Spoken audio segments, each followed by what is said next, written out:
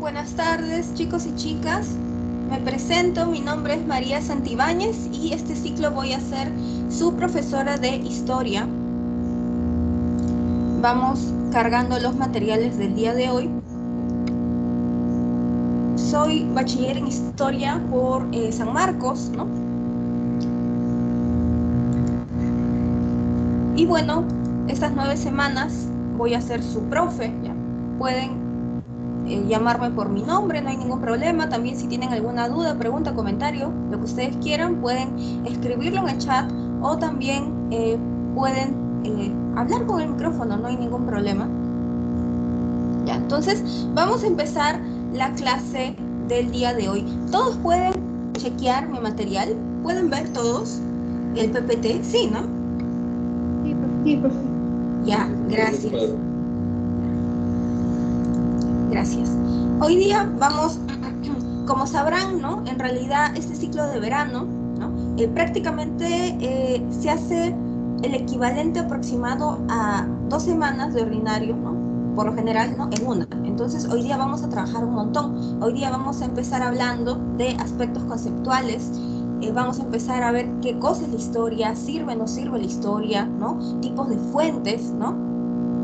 Y después vamos a ver la prehistoria y por último vamos a empezar a hablar de 4 grandes culturas de la edad antigua, ¿no? Egipto, India, China, Mesopotamia. ¿Ya? Entonces vamos a trabajar bastante el día de hoy. ¿Ya? Empezamos. ¿Ya? Vamos a empezar hablando de conceptos primero. ¿Qué cosa es la historia? ¿Sirve para algo estudiar historia? ¿Cuál es la definición que tienen ustedes de historia? ¿Sirve o no sirve? ¿Qué opinan? Ah, ¿no se escucha bien el micrófono? Se Te escucha como un escucho ruido como un ruido detrás. detrás. Ah, sí. Voy a cerrar la puerta. Un ratito ya. Un ratito. Sí, voy a cerrar la puerta. Un ratito.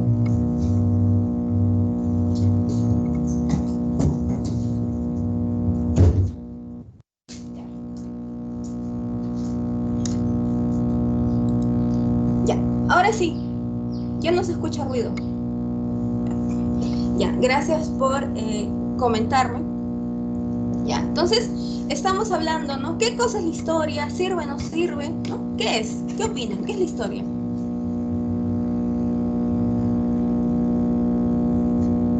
¿Se sigue escuchando raro o ya se escucha normal? Profesora, creo que es Profesora, su creo que es un micrófono. micrófono. ¿No se escucha mi voz? Ah, uy, interferencia. Y ahora.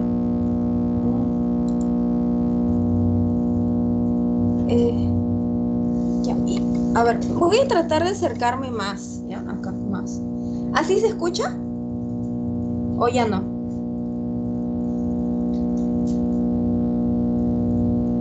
¿Se escucha bien ahorita? ¿Como taladro? Porque acá no hay ningún taladro.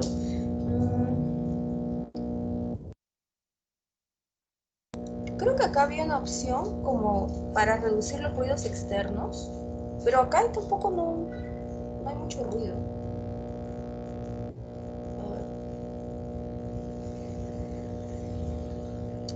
A ver, un ratito ya.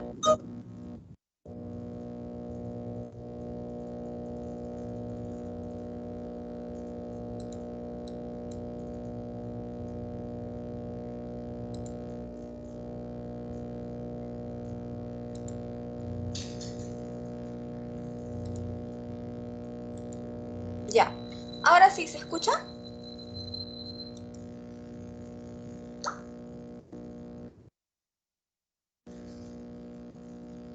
Se sigue escuchando, profesora. Sí, ¿Sigue escuchando? mejor, incluso mejor que antes. Ah, a ver. Solo suena cuando habla. Ah, entonces es como el micro. Oh, oh.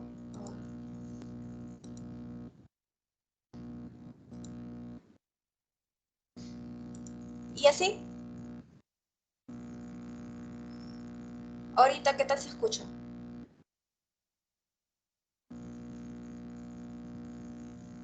¿Se escucha normal?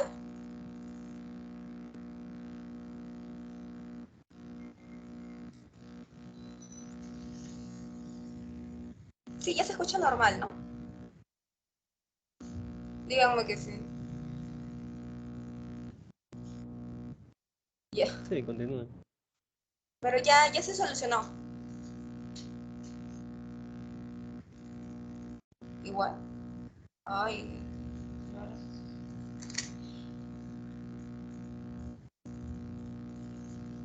Bueno, pero casi no se escucha. Entonces, el ruido de fondo.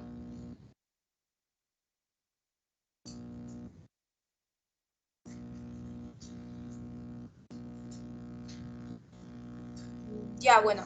eh, me avisan ya. Mientras se escuche más o menos bien, ¿no? Mientras la clase sea entendible ya, normal, pues, ¿no? Pero si ya es una cosa que no se escucha nada de lo que digo, ahí sí me avisan ya. Si no, también puedo... Ya. Me avisan ya. Ya. Entonces, estábamos hablando, ¿no? ¿Qué cosa es la historia? ¿Sirve o no sirve la historia? ¿No? ¿Qué cosa es la historia? Todos hemos llevado historia en el colegio, ¿no? ¿Sirve o no sirve? ¿Qué opinan?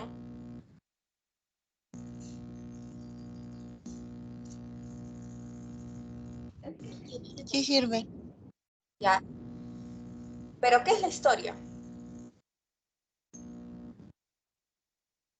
Profesor, he escuchado mucho que sirve para no repetir los sucesos anteriores que han ocurrido, como si fuese Ya, una maldición, si no supiéramos. ya, muy bien, va por ahí. A ver, ya, va por ahí, muy bien, gracias por tu comentario, ¿no? Marco nos dice, ¿no? La historia es la narración de sucesos del pasado, ¿no? Ya, muy bien, ya. Todo lo que comentan va por ahí, ¿no? La historia es una ciencia, ¿ya? Social, ¿por qué? Es una ciencia, ¿por qué? Porque los historiadores cuando tratamos, ¿no? de hacer una investigación tenemos que probar todo lo que decimos con fuentes, ¿ya? Y esta fuente tiene que pasar por toda una serie de métodos científicos para poder contrastar, ¿no? la veracidad o falsedad de la fuente.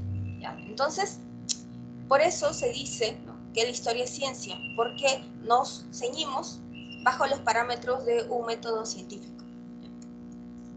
Y es social, ¿por qué? Porque los historiadores estudiamos personas de carne y hueso, ¿no? Gente que amó y que odió igual que nosotros, ¿no? O sea, los historiadores estudiamos, ¿no?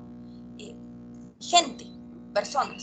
Y esto obviamente es diferente a estudiar, por ejemplo, ciencias duras, ¿no? Ciencias básicas, ¿no?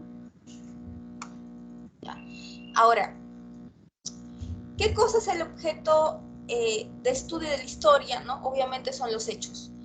Los hechos históricos, ¿no? son los acontecimientos históricos. Son por lo general de corta duración, ¿ya? De corta duración, pero sin embargo son muy significativos para el estudio de esta ciencia social, ¿no? ¿Ya? Un ejemplo de hecho histórico puede ser la toma de la Bastilla. Ya, bebé, ya quieres salir, muñeca. ¿Quieres salir? Un ratito ya, le voy a abrir la puerta a mi perrito. Disculpe. Anda, anda, anda, muñequita. Disculpen. Ya. Entonces, eh, un ejemplo de hecho histórico puede ser la toma de la Bastilla, ¿no? 14 de julio de 1789, o la proclamación de independencia con San Martín, ¿no? El 28 de julio de 1821, ¿no? Son acontecimientos súper importantes de corta duración, ¿ya? Que son muy importantes para el historiador, ¿ya? Ahora, los historiadores también nos basamos sobre todo en estudiar grandes procesos históricos, ¿ya? Un proceso histórico es mucho más complejo que estudiar un hecho histórico. Un proceso histórico está enmarcado en un tiempo de, por lo general, bastante duración, de larga data. Y un proceso histórico, ¿no? contiene un montón de hechos históricos. ¿ya? Un montón de hechos históricos. Un ejemplo de un proceso histórico súper complejo, ¿no? Puede ser la misma Revolución Francesa, ¿no? Dura 26 años y marca pues un antes y un después en la historia de Francia, ¿no? Ahora, en cuanto a la utilidad, ¿no? Disculpen, en cuanto a la utilidad de la historia, ¿ya? La historia es útil, ¿por qué? Porque de alguna u otra manera, ¿no? Lo que comentaba su compañera hace un rato, ¿no? Nos ayuda, pues, suena cliché, ya suena bastante cliché, pero es cierto, ¿no? O sea, una sociedad, ¿no?, que no tiene un buen curso de historia, que no conoce bien su pasado, o sea, suena cliché, pero está condenado a repetirlo, ¿no? Está condenado a seguir haciendo lo mismo, ¿ya? Y eso es lo malo de la falta del poco apoyo que recibe en realidad el curso de historia, ¿no?, en los colegios, ¿no? Al menos yo vengo de colegio estatal y en mi colegio estatal casi prácticamente el curso de historia era hacer crucigramas, ¿no? Y cuando le decíamos al profe, pero haga clase, ¿no? El profe decía, ¿para qué? Sí, yo sé. Entonces, como que el mismo Estado no le da mucha, en serio, no le da mucho énfasis, ¿no?, al estudio de un curso tan importante como la historia, ¿ya? Entonces, la utilidad de la historia es que los historiadores, si bien es cierto, estudiamos el pasado, ¿no?, estudiamos hechos del pasado, lo importante, ¿no?, de estudiar estos hechos del pasado es traer siempre a la realidad, ¿no?, a mi presente. Entonces, traer siempre un problema del pasado para solucionar un problema que yo estoy viviendo en mi sociedad, ¿no? Por ejemplo, tengo una profesora, ¿no?, especialista en historia de género, ¿no?, que ella hizo una maestría, un doctorado en Colombia, ¿no?, sobre, es como que la matriarca, ¿no?, de los estudios de historia de género acá en el Perú. Entonces, esta profesora siempre ha escrito, ¿no?, sobre, tiene un libro súper importante sobre la ilegitimidad en el siglo XVII, sobre las relaciones extraconyugales, la violencia que existía, ¿no?, en esta época. Entonces, ustedes me dirán, Miss, pero a mí qué me importa, ¿no? O sea, estudiar si se peleaban o no, ¿no? Situaciones, ¿no?, de violencia, ¿no?, de relaciones extraconyugales, ¿no?, en el siglo XVII, ¿no? ¿Qué me importa? ¿Qué tiene que ver con mi presente, ¿no? Pero en realidad, si ustedes se dan cuenta, ¿no?, el tema, por ejemplo, de violencia de género, año 2022, ¿no?, está vigente, ¿no? Si se dan cuenta, ¿ya? Muy bien, Casey, muy bien, ¿no? Excelente, ¿no? Muy bien lo que comenta Casey, ¿no? O sea, siempre es bueno, ¿no?, que el historiador traiga hechos del pasado, ¿no?, para buscar responder problemas del presente, ¿no? Y de esta manera poder proyectarnos a un futuro mejor, ¿no? Entonces, allí radica pues la utilidad de la historia, ¿no? Por eso es que 9 semanas vamos a tener que estudiar el curso, ¿no? Por eso es que en el examen de admisión hay preguntas de historia, ¿no?, porque en realidad es súper, súper importante, ¿no? Ahora, los orígenes de la historia en realidad radican en la Grecia clásica del siglo V antes de Cristo. Acá vamos a tener pues a Herodoto, ¿no? Herodoto fue pues considerado el padre de la historia, ¿no? ¿Por qué? Porque Herodoto, ¿no?, es el primero en tratar de contrastar sus fuentes, ¿no? Él va y trata de contrastar sus fuentes a ver si es que es verdad o mentira lo que éstas le están diciendo, ¿ya? Entonces, él, por ejemplo, empieza a analizar, ¿no?, las guerras, ¿no?, de su época, ¿no?, y entrevista a los dos bandos, ¿no? Ahora, las fuentes son muy importantes para el estudio de la historia. ¿Por qué? ¿Ya? La fuente es súper importante para el historiador. ¿Por qué? Porque, digamos que es lo que utilizamos para demostrar, ¿no?, nuestras teorías, ¿no?, nuestras hipótesis, ¿no? La única manera de demostrar, ¿no?, que lo que nosotros estamos diciendo es cierto es utilizando una fuente histórica, ¿ya? Entonces, no se puede hacer historia sin fuentes, no se puede hacer historia sin fuentes, es imposible. Ya son las pruebas que tenemos que utilizar los historiadores para tratar de llegar en la medida de lo posible a la verdad, ¿no? ¿Ya? en la medida de lo posible. Aunque los historiadores saben, ¿no?, que es casi imposible llegar al 100% de la verdad, ¿no?, acerca de cualquier tema, ¿no? Porque siempre van a haber diferentes posturas, ¿no?, diferentes maneras, ¿no?, de aproximarnos frente a un hecho histórico, ¿ya? Entonces, el tipo de fuente, ¿ya?, que tenemos en historia, ¿no?, es bastante diverso, bastante variado. Vamos a empezar hablando del tipo de fuente escrita, que es como el más clásico, el más común para todo historiador, ¿ya? Son el tipo de fuentes que se encuentran en los archivos, en el AGN, en el Archivo General de la Nación, o por ejemplo en la BNP, en la Biblioteca Nacional del Perú, ¿no? Por ejemplo, un periódico de la época de la independencia es tranquilamente un tipo de fuente escrito, ¿no?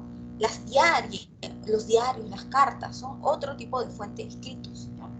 Después tenemos el tipo de fuente oral, ¿no?, la tradición oral. El tipo de fuente oral es empleado en sociedades ágrafas, es decir, en sociedades que no poseen un sistema de escritura, ¿ya?, como las sociedades, pues, del Perú prehispánico, ¿ya? En el Perú prehispánico no existía un sistema de escritura. Entonces, ¿cómo han llegado hasta nuestros oídos, por ejemplo, las leyendas de Manco Cápac y Mama Ocllo? Si no es a través de la tradición oral, ¿ya?, de la oralidad, o muchas frases, refranes, ¿no?, que provienen desde la época de la colonia, ¿no? ¿Cómo han llegado hasta nuestros oídos, ¿no?, si no es a través de la tradición oral, ¿no? Entonces, se utiliza la oralidad para mantener vivo el legado, la historia, ¿no?, de un pueblo. Por eso es que es súper importante, ¿no? Ahora, una entrevista, ¿no?, tranquilamente puede ser utilizada como un tipo de fuente oral, ¿ya?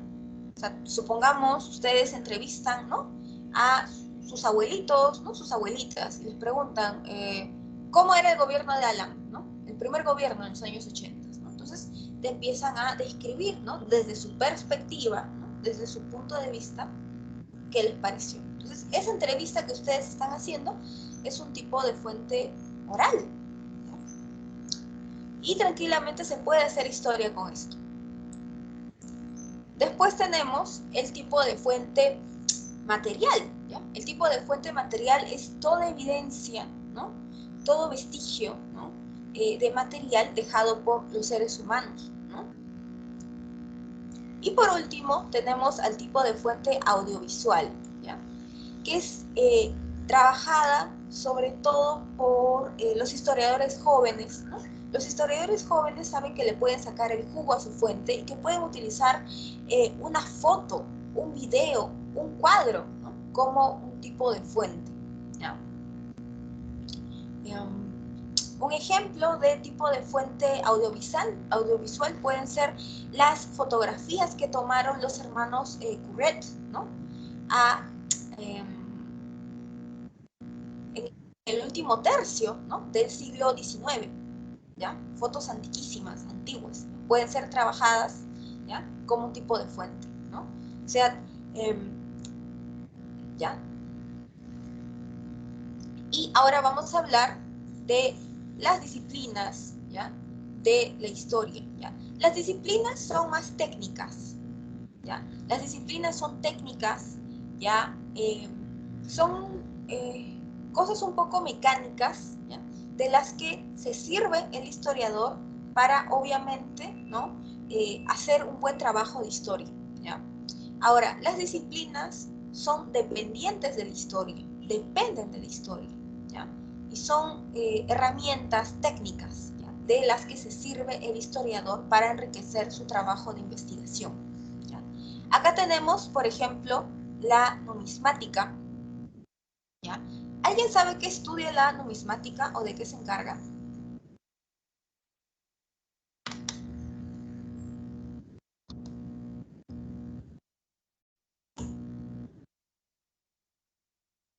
Profesora, trataría sobre las monedas o medallas que son emitidas por algún tipo de nación.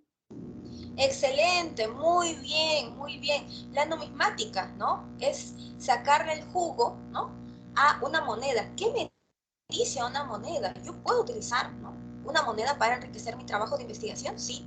Una moneda me puede decir mucho, me puede decir, ¿no?, de acuerdo al rostro de la moneda, quién era el gobernante en esa época, ¿no? A lo mejor está el rostro de César en la moneda, entonces diré, ah, eran los tiempos del emperador Julio César, ¿no? O incluso el material del que está hecho la moneda, ¿no? Me puede decir muchísimo, ¿ya?, cómo era la sociedad de una época, ¿no?, a través de la moneda. Entonces es súper, súper, súper importante la numismática, ¿ya? Después, la heráldica, ¿ya? La heráldica, ¿ya?, obviamente estudia los escudos, ¿no?, los blasones. El escudo de San Marcos, ¿no?, puede ser estudiado por la heráldica, ¿no? Un escudo de la época de la colonia, ¿no?, ¿ya?, el escudo de la familia Santander, por ejemplo, ¿no? ¿Qué me quiere decir el escudo, ¿no? El mismo escudo nacional, ¿no? O sea, ¿qué me dice, ¿no?, el escudo del Perú, ¿no? ¿Qué significa la cornucopia, ¿no? ¿Qué significa el árbol de la quina que está en el escudo nacional del Perú, ¿no? Entonces, el historiador, ¿no?, que sabe de heráldica puede sacarle el jugo, ¿no?, a un escudo. La paleografía, ¿ya? La paleografía, paleo es prefijo de viejo, de antiguo. Grafía viene de grafos, ¿no? Paleografía significa saber, pues, descifrar documentos antiguos, antiquísimos, ¿ya? Por ejemplo, si ustedes quieren hacer colonia, si ustedes quieren trabajar colonia, ¿no?, cómo era, por ejemplo, la conquista, ¿no?, cómo es que llega acá Pizarro, ¿no?, con su gente, ¿no?, y se tumban el Tahuantinsuyo. Si ustedes quieren saber eso, ustedes, ¿no?, tendrán, pues, que aprender paleografía, ¿no?, y paleografía del siglo XVI. A pesar que está en español, ¿no?, ¿ya?, la paleografía del siglo XVI, el español del siglo XVI es muy difícil al español, ¿no?, de hoy día, ¿no?, año 2023. La escritura es diferente. Entonces, si ustedes no han llevado un curso de paleografía en donde te enseñan a descifrar, ¿no?, escrituras antiguas, es casi imposible, ¿ya?, poder entender un manuscrito, sobre todo del siglo XVI, ¿no? Siglo XIX, por ejemplo, no es tanto, ¿no? Leer un periódico del siglo XIX es como leer, pues, un periódico de la actualidad, ¿ya? Y la epigrafía, ¿ya? Epi es prefijo de sobre, ¿ya? Epi es sobre. Grafía viene de grafos, escritura, ¿ya? Entonces, la epigrafía estudia todo lo que se escribe sobre los monumentos, ¿ya?, por encima de los monumentos. Por ejemplo, la lápida de César, ¿no?, ¿ya?, es un ejemplo claro de epigrafía.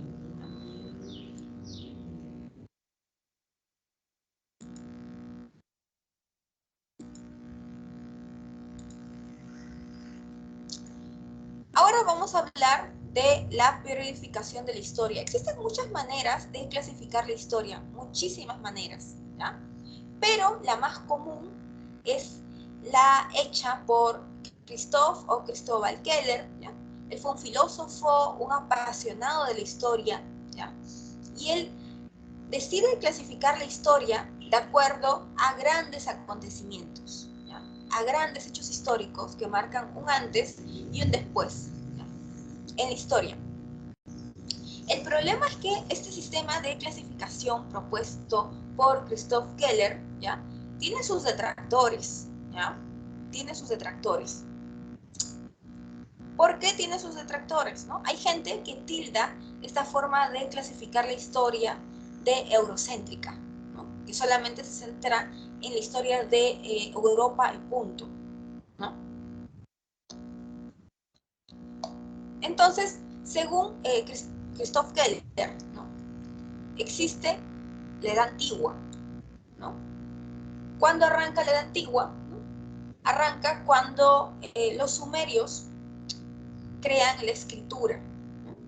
La escritura cuneiforme, hecha por los sumerios, es el tipo de escritura más antigua del que se tiene vestigio en la historia de la humanidad. Entonces, cuando aparece la escritura, ¿no?, aparece pues la Edad Antigua. ¿Ya? Ahora, una característica de esta época, de la Edad Antigua, como pueden ver acá, es que surgen las grandes civilizaciones del mundo, ¿ya? Surgen grandes culturas, grandes civilizaciones. Es una época pues en donde aparecerá Roma, Grecia, ¿no? Egipto, Mesopotamia, ¿no? Grandes civilizaciones, grandes culturas. Entonces, ¿cuándo acaba la Edad Antigua? ¿Alguien sabe? ¿En qué año acaba la Edad Antigua? ¿Cuándo acaba la Edad Antigua?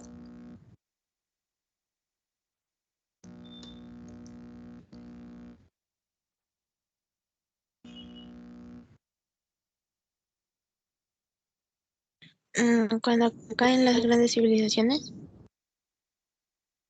O sea, ¿en qué año? O sea, ¿qué pasa en el año 476? A ver, para darles una pista.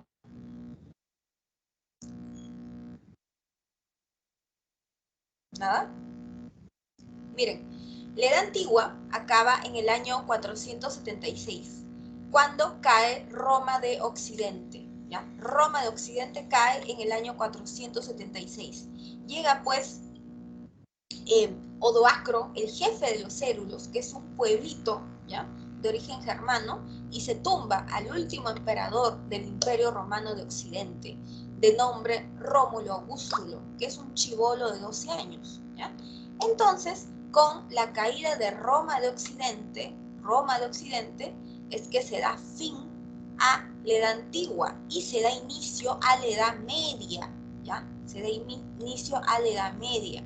¿Ya? La Edad Media dura casi 1000 años. Arranca en el 476 con la caída de Roma de Occidente y va a durar hasta el año 1453. O sea, son casi 1000 años de Edad Media.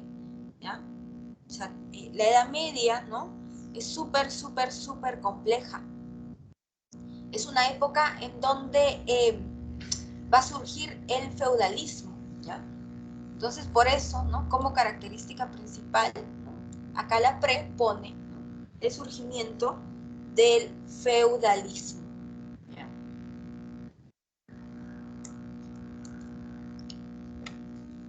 El feudalismo, ¿ya?, se basa en el uso y usufructo de la tierra. ¿Ya? En la Edad Media, ¿ya?, el rey ha perdido el poder. ¿Y quiénes tienen el poder en la Edad Media? Los nobles feudales. ¿Ya? Los nobles feudales. ¿Ya? Entonces, el rey tendrá el título de rey, pero el poder lo ejercen los nobles, no él. ¿Ya? En esta época, según el feudalismo, ¿no?, cuanto más tierras yo tengo, cuanta más gente yo tengo trabajando en mi feudo, soy más poderoso. ¿No? Entonces, el feudalismo se basa en uso y usufructo de la tierra y relaciones de dependencia personal. ¿No? Un hombre depende de otro hombre más poderoso. ¿Ya? Entonces acá aparece el vasallaje, ¿no?, la servidumbre, ¿no?, los siervos de la gleba, etc. Entonces, 1000 años dura esta compleja estructura de la Edad Media. ¿Ya? ¿Ya?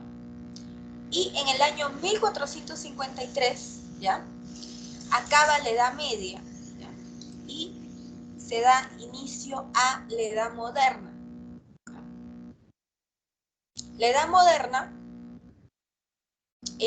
inicia, ¿no?, en 1453, cuando los turcos, ¿ya?, toman Constantinopla. Y Constantinopla era pues la capital, ¿ya?, del Imperio Bizantino. Y en el fondo, ¿qué cosa era el Imperio Bizantino? ¿Alguien sabe, de casualidad? ¿Qué cosa era en el fondo el Imperio Bizantino? ¿Qué dicen?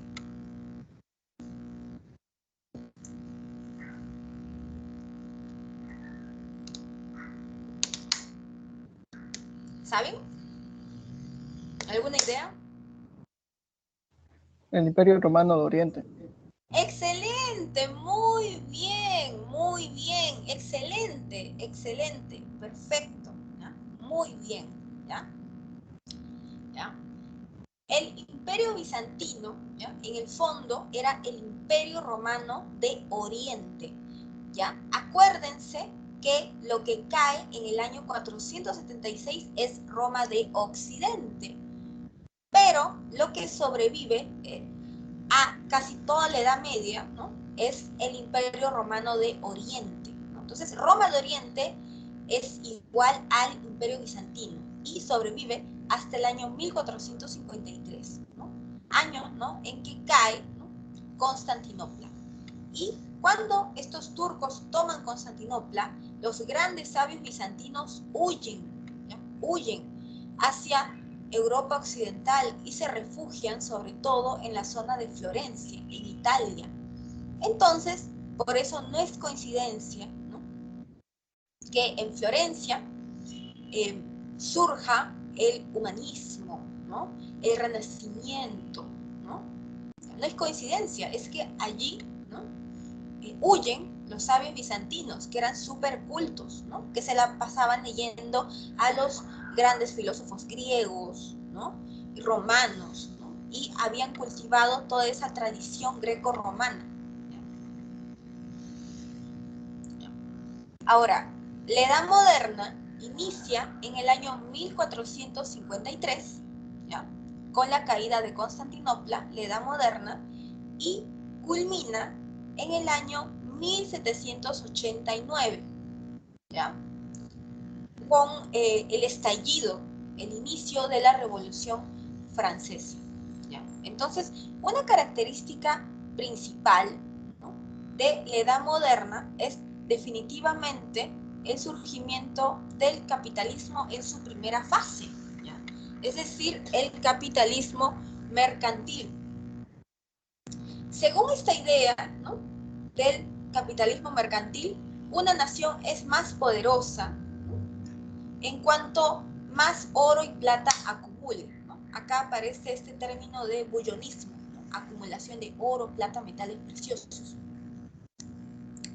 Y durante esta época del capitalismo mercantil, ¿no?, aparece la idea del intervencionismo en la economía. El rey interviene en la economía, el Estado, la corona interviene en la economía. Aparecen los monopolios comerciales.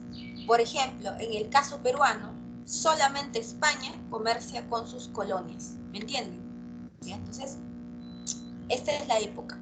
Y por supuesto, en la Edad Moderna, ¿ya?, en la Edad Moderna, el que ha recuperado el poder es el rey, ¿ya?, es el rey. El rey ha recuperado su poder y no va a volver a compartirlo con nadie, ¿ya?, ni con los nobles, ¿no?, ni con el clero, ¿no? Acuérdense que el rey prácticamente vio relegado su poder durante estos casi 1000 años de Edad Media, ¿ya? Entonces, en la Edad Moderna, el rey va a ejercer todo su poder, ¿ya? Entonces, el poder, ¿no?, se va a enfrascar en la figura del monarca. ¿Ya? Ahora, la Edad Contemporánea, ¿no?, por supuesto, se inicia en el año 1789 y supuestamente hasta el día de hoy nosotros nos encontramos viviendo la Edad Contemporánea, hasta la actualidad, ¿ya?, según el sistema de clasificación de Christoph-Keller, ¿ya?, que se va a trabajar para la pre todas estas 9 semanas de clase de verano. Entonces, la Revolución Francesa marca un antes y un después en la historia de Francia, ¿no? El término revolución hace referencia a un cambio de estructura, ¿no?, de estructura política, económica, social, ¿no? La sociedad francesa cambia para siempre. Entonces, en esta época, ¿ya?, la característica principal, ¿no?, es que surge el capitalismo en su segunda fase, ¿no?, el capitalismo liberal, ¿no?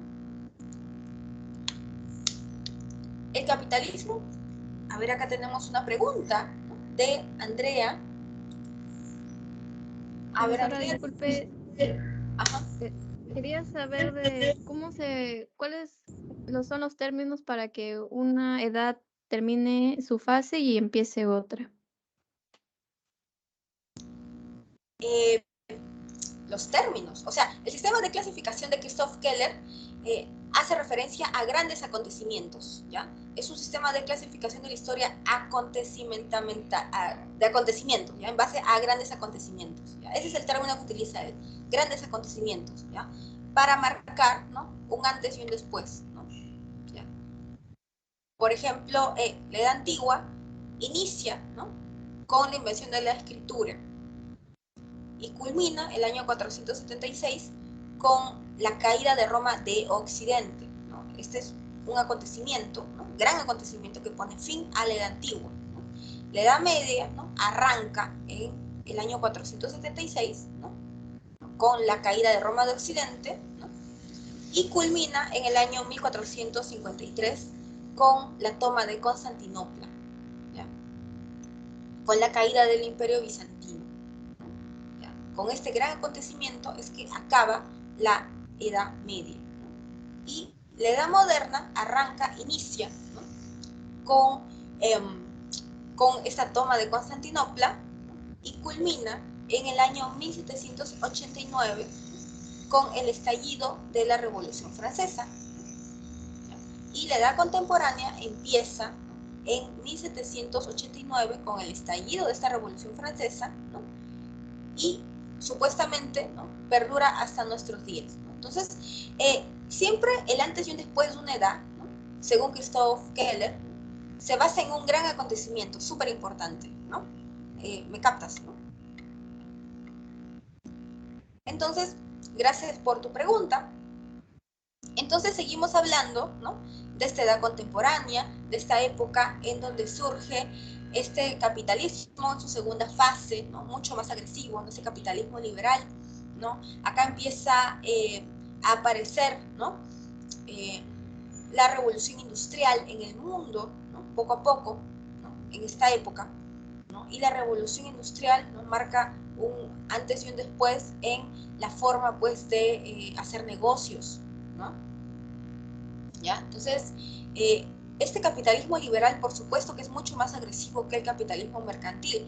Por ejemplo, el capitalismo liberal va a estar a favor del librecambismo, ¿ya? ¿Ya? Dejar hacer, dejar pasar, que todo fluya, que la economía fluya, ¿no? Nadie tiene por qué meterse en la economía, ¿no? Ni el rey, ni el Estado, ni la corona, nadie, ¿no? Entonces, esta idea de libertad, ¿no?, librecambismo, ¿no?, va a ser, pues, uno de los pilares de esta época de capitalismo liberal, ¿ya? Se hace políticas incluso de apertura, ¿no?, de libertad de puertos. ¿Ya? Ahora existen otras formas también de clasificar la historia. Por ejemplo, Karl Marx, ¿no?, él solito, ¿no?, realizó su clasificación de la historia, ¿no? Solo que para Marx, ¿no?, la historia es una lucha de clases, ¿no? Entonces, para Marx, ¿no?, siempre va a haber, pues, la clase opresora y la clase oprimida, ¿no? Entonces, para Marx, por ejemplo, no es edad media. Para Marx no es edad media, sino es feudalismo, según Marx, ¿no? Pero, como les comento, para la pre solamente vamos a trabajar estas 9 semanas de curso, ¿no?, en base al sistema de clasificación de Christoph Keller, ¿no?, que es lo que ven acá, ¿no?, en la diapositiva.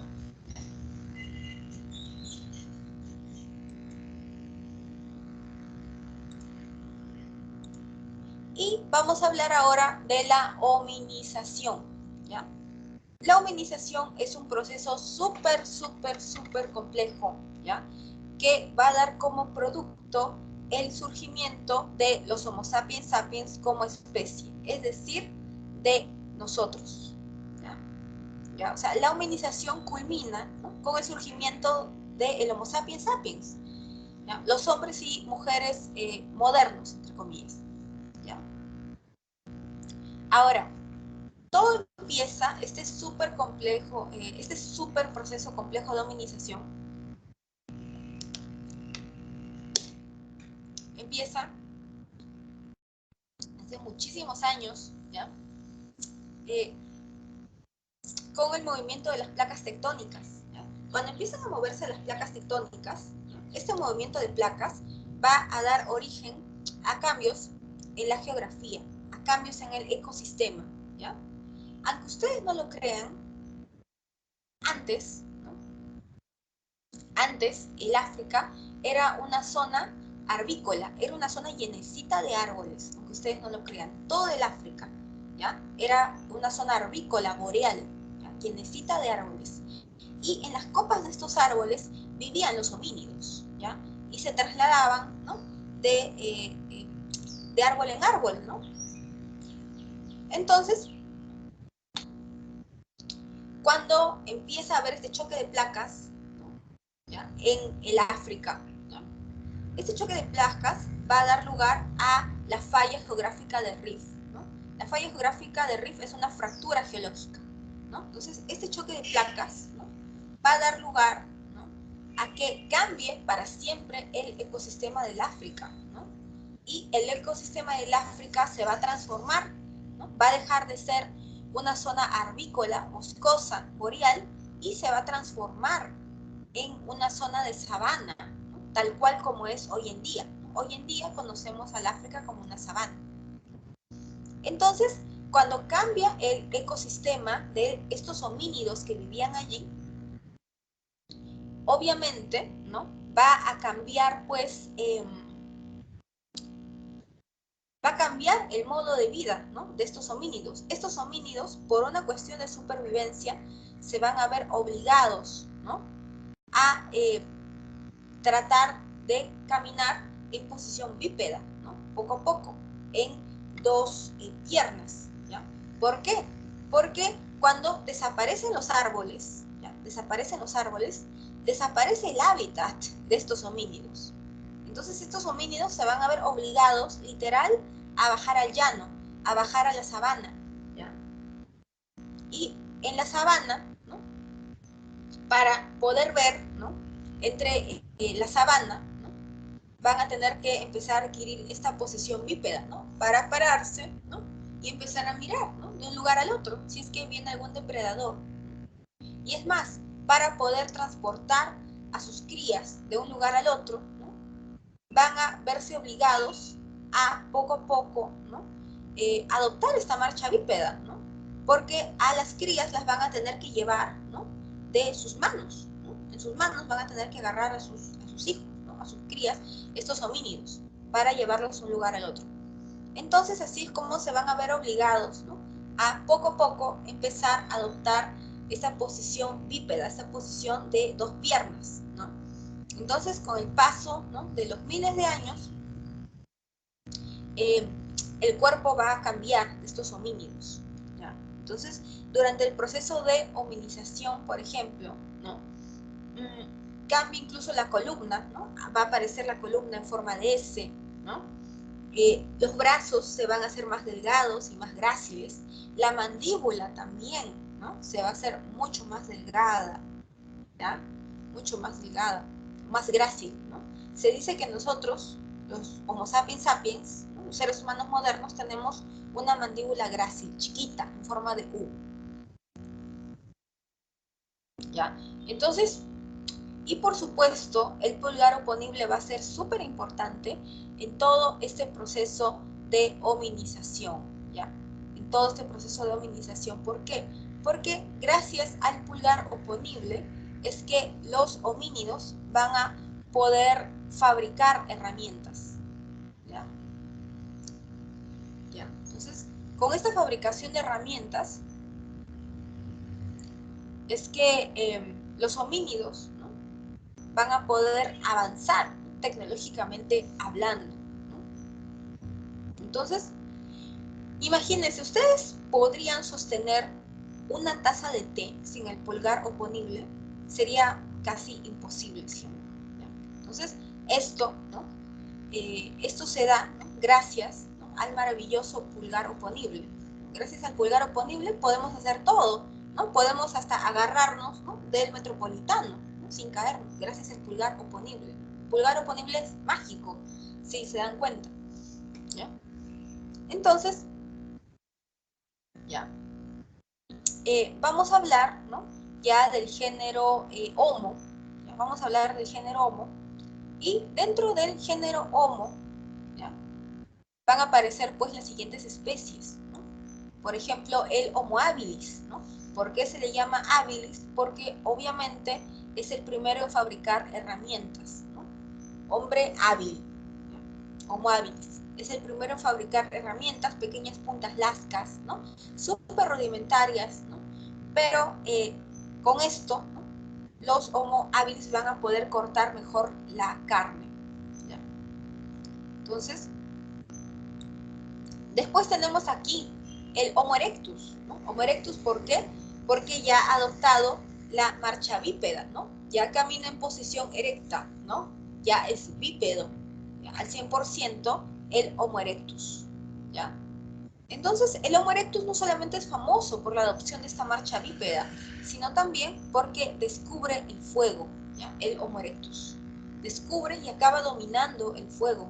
Y el fuego es súper importante en esta época, porque el fuego va a ahuyentar a los depredadores en la noche, va a ahuyentar a los tigres dientes de sable, ¿ya? A todas estas fieras que les encanta comerse Homo erectus. Entonces el fuego, ¿no?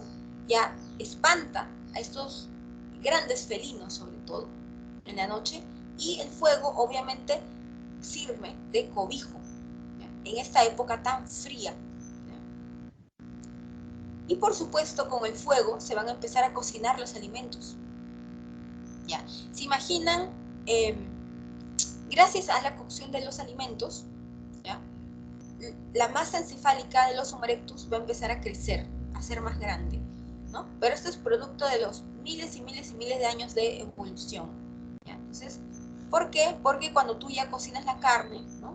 Ya te estás alimentando mejor, ¿no? Entonces, con los años, ¿no? Tu capacidad encefálica, ¿no? Ya crecerá, ¿no? Bueno, en realidad esto ya se verá en los descendientes, ¿no? De los Homo erectus, ¿ya? Ahora, el Homo erectus es el primero en salir del África, ¿ya? Es el primero en salir del África, ¿ya? Se han encontrado restos de Homo erectus, ¿no? En el Asia, ¿no? Perdón, claro, en el Asia e incluso en Oceanía, uno que otro Homo erectus, ¿ya? En Oceanía. Entonces, el primero en salir del África, el primero en viajar, por así decirlo, es el Homo erectus.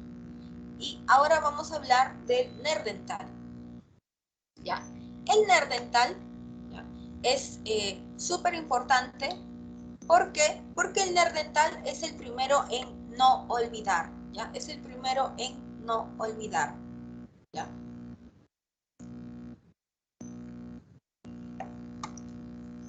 Es el primero en no olvidar. ¿Por qué? Porque hasta antes de los neandertales, ¿no? Se tenía la costumbre, ¿no? De que si alguien moría al interior de tu banda, tú lo que agarrabas era dejarlo tirado y seguías tu camino, porque la idea era sobrevivir en esta época. En cambio, los Neandertal son los primeros en enterrar a sus muertos, ¿ya? Son los primeros, ¿no?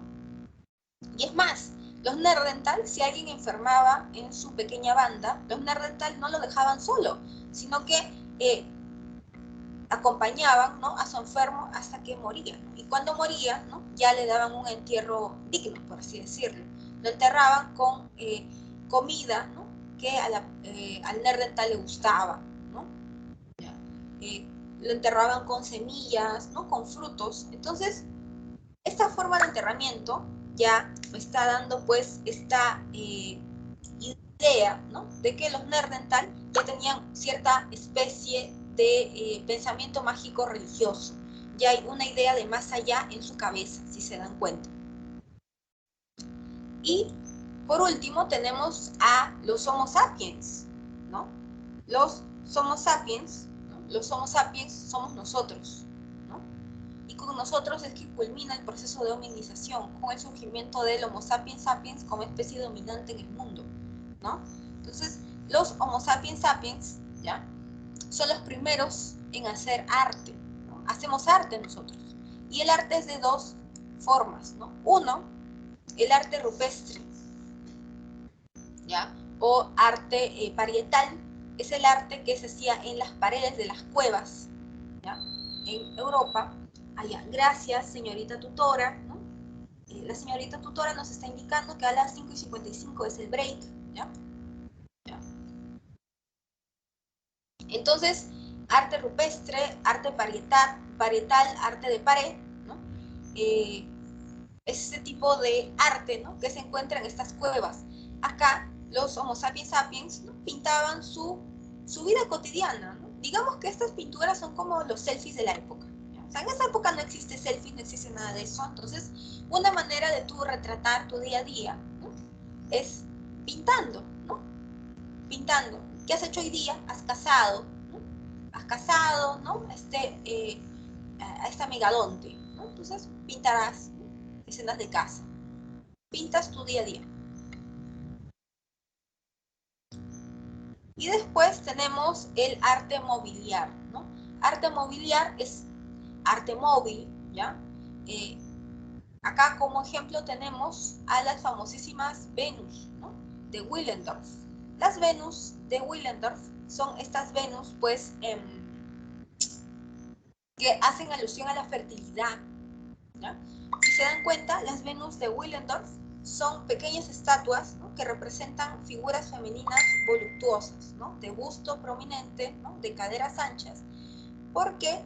Porque en esta época, ¿no?, los Homo sapiens sapiens creen, ¿no?, que una mujer, ¿no?, que tiene el busto prominente, lo más probable es que pueda dar, de lactar, ¿no?, a sus hijos, ¿no? Y caderas anchas, ¿ya?, según estos Homo sapiens sapiens, ¿no?, aseguraba, entre comillas, un buen canal de parto, ¿ya? Entonces, en esta época, para los Homo sapiens sapiens es fundamental tener hijos, ¿no? Es vital, ¿no?, el tema de la fertilidad, ¿no? ¿Por qué? Porque si no tienen hijos, corren el riesgo de extinguirse, ¿me entienden? ¿Ya? O sea, imagínense que en una banda de 10, 12 personas, ¿no?, la esperanza de vida en esta época es muy corta, 30 años, ¿no? ¿Ya? Imagínense, ¿no?, que esta banda de 10, 12 personas no tenga hijos, ¿no?, y todos fallecen, ¿no?, a los 20 y algo, 30 años, ¿no? Entonces, desaparece tu banda. Entonces, por eso es que el tema de la fertilidad es tan, tan importante, y por eso es que se le empieza a rendir culto desde esta época, ¿ya?, con las Venus de Willendorf. Ahora vamos a hablar de la edad de piedra, ¿ya? Vamos a hablar del paleolítico. Paleo, ¿no?, significa pues viejo, ¿no? Lítico es prefijo de piedra, piedra antigua, piedra vieja, ¿no?, es la traducción de paleolítico, ¿ya?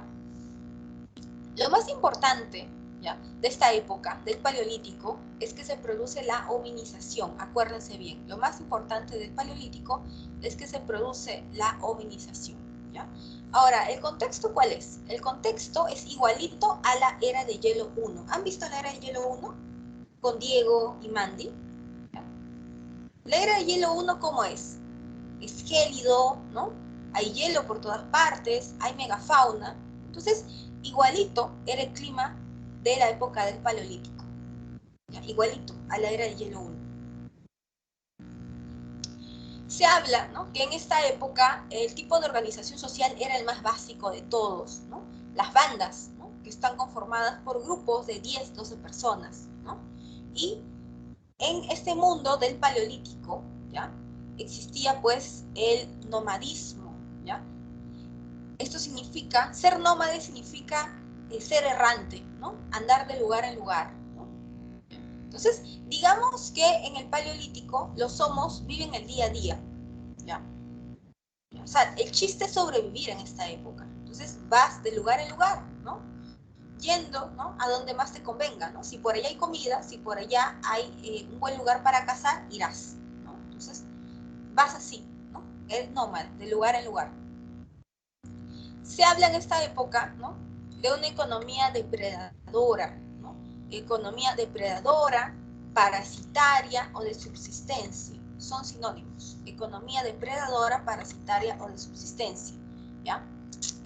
Esto hace alusión a que los homos en esta época depredan su medio ambiente, ¿ya? O sea, depredan todo lo que encuentran. Si están caminando y encuentran semillas, ¿no?, se las comen, ¿no? Si encuentran frutos, se los comen. Si encuentran animales muertos, carroñas, se los comen, ¿no? ¿no? Y continúan su camino, porque el chiste es sobrevivir.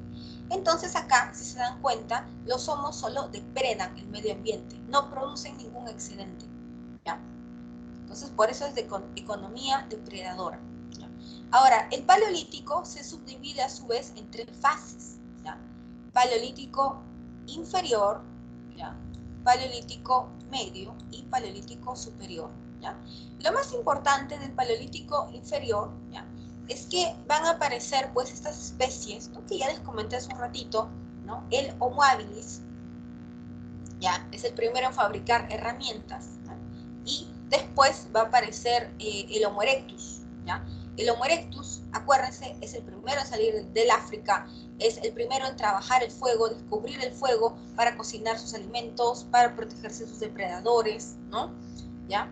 Para tener abrigo en este clima tan feo de Pleistoceno, ¿ya?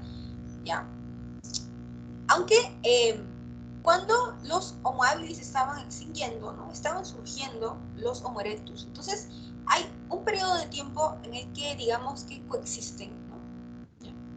Pero este periodo es muy corto. En el Paleolítico Medio aparece el Neandertal, ¿no? Acuérdense, el Neandertal aparece en un clima de Pleistoceno súper fuerte, aparece pues en Europa, ¿ya? Los más grandes restos de Neandertals, ¿no? Son europeos, ¿ya? Son los primeros en no olvidar, ¿no? Ya se dice que creen que tienen tendencias mágico-religiosas, ¿no? Pensamiento mágico-religioso, debido a la manera, ¿no? en que enterraban a sus muertos. Y por último, en el Paleolítico Superior, ¿no? aparecemos nosotros. Es hora de su break, ¿ya? Vamos al break hasta las 6:10, ¿ya? Y de ahí regresamos, ¿ya? Vamos al break.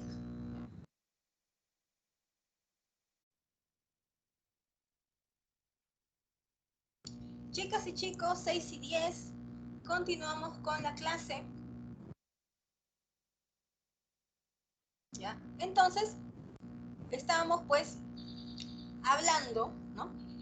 Hablando de, ya habíamos acabado con el Paleolítico y ya estamos en el Mesolítico, ¿no? Mesolítico entre piedras, ¿ya? Es la traducción del Mesolítico. Esta época del Mesolítico es una especie de tránsito, ¿no? De tránsito, ¿ya? En donde el clima empieza a cambiar para bien, poco a poco, ¿ya? Son los inicios del Holoceno. Holoceno significa clima cálido. Poco a poco los glaciares y la megafauna va a empezar a desaparecer y con el inicio del Holoceno, con el inicio del clima cálido, el ecosistema cambia del mundo, ¿ya? Y van a empezar a aparecer los animales chiquitos, pequeñitos, tal cual como los conocemos hoy en día, ¿ya? Desaparece esta megafauna, poco a poco, ¿ya? En el Mesolítico, en esta época de tránsitos, ya no se habla de un nomadismo, ¿no? Al 100%, ahora se habla, ¿no? De un semisedentarismo, ¿ya? De una vida semisedentaria. Es decir, por ejemplo, ¿no? La mitad del año, ¿no? Vivirás en cierto lugar, ¿no? Y la otra mitad en otro lugar, ¿no? Entonces, semisedentarismo, ¿ya? Después, en esta época de tránsito, ¿ya? Del Mesolítico, se van a dar, pues, los inicios de la domesticación de alimentos, los inicios de la horticultura, ¿ya? La horticultura es como sembrar y cosechar, ¿no? En tu propio jardín, ¿no? Como si tuvieras tus macetas, ¿no? Y en tu casa, ¿no? Empiezas a jugar, ¿no? A experimentar, ¿no? ¿Qué pasa si siembro estas pepas, ¿no? Ya. ¿Crecen o no crecen plantas, ¿no? De acá a un tiempo. Entonces, en esta época, ¿no? Son los inicios de la horticultura, los inicios de la domesticación de alimentos, ¿no? Acá se empiezan a domesticar las papas, ¿no? El maíz, ¿ya? Y también son los inicios de la domesticación de animales en el mundo, ¿ya?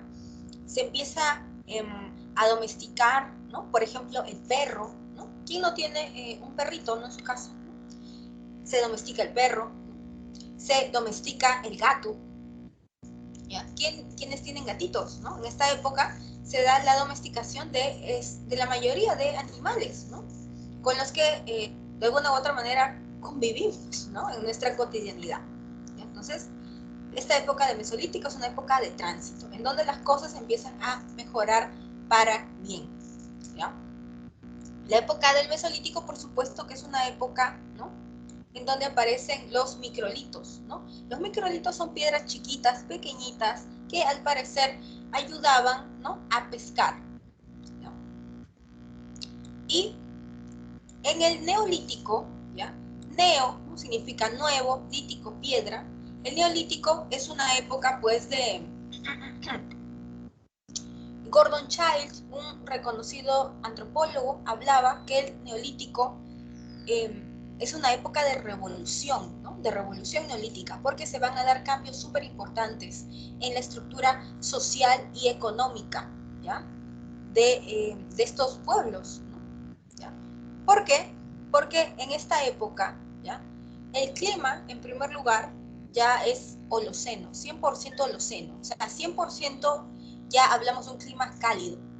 Entonces, este clima cálido, ¿no?, si tú ya tienes un buen clima, ya no tienes necesidad, ¿ya?, de ser nómade, ya no hay necesidad de estar de lugar en lugar, ¿no? Ahora puedes ser sedentario, tienes un buen clima, un buen sol, ¿no? Entonces te asientas en un solo lugar, ¿no?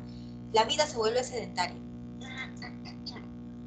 En el Neolítico, recién es que se habla de una economía productora, ¿ya?, productiva, porque el hombre acá está produciendo un excedente, ¿ya? O sea, han pasado cientos y cientos y cientos de miles de años, ¿ya?, y los hombres han aprendido, ¿no?, ya la agricultura, ¿no? La agricultura es prácticamente todo un arte, ¿no? Hacer agricultura es saber cuándo es mejor sembrar, cosechar, ¿no? Y para eso pues tomarás en cuenta los ciclos de la luna, por ejemplo, ¿no? O sea, hay que tener una serie de conocimientos, ¿no?, para poder hacer agricultura en todo el sentido de la palabra, ¿no? Entonces, recién, ¿no?, se puede hablar de agricultura en esta época, ¿ya? Y ganadería también. Recién en esta época es que se habla de ganadería, cuando tú ya domesticaste tus animales, ya eres ya un maestro, ¿no? Entonces recién, ¿no?, es que se puede hablar de ganadería, recién en esta época, ¿ya? Entonces, si nosotros viviéramos en el Neolítico, imagínense, hay buen clima, ¿no?, ¿ya? Podemos vivir en un solo lugar, ¿no? Haremos nuestras casas, ¿no?, nuestras casitas, y en nuestra casita tendremos nuestra pequeña chacra, ¿no?, que nos va a dar pues los alimentos, ¿no?, frutas, verduras, ¿no? Y tendremos nuestro pequeño corral, ¿no?, donde tenemos nuestros animalitos, ¿no?, de pollos, ¿no?, vacas, ¿no?, cerdos, ¿no?, para nuestro consumo, ¿ya? Entonces, si tú te das cuenta, ya lo tienes todo en esta época. Tienes buen clima, tienes tu casita, tienes tus alimentos. Entonces ya puedes crecer, ya eres estable. Una vez que uno es estable, recién puede crecer. Entonces, uno crece, ¿no?, y empieza pues a producir un excedente, ¿ya? Produces un excedente, produces mucho maíz, mucho trigo. ¿Qué vas a hacer con ese excedente? ¿Te lo vas a quedar y vas a esperar a que se eche a perder? ¿O mejor lo intercambias por otros productos que no necesitas? Mejor lo intercambias, ¿ya? Entonces, acá en el Neolítico, ¿no?, es que aparece el trueque, ¿ya?, intercambios de productos, ¿ya?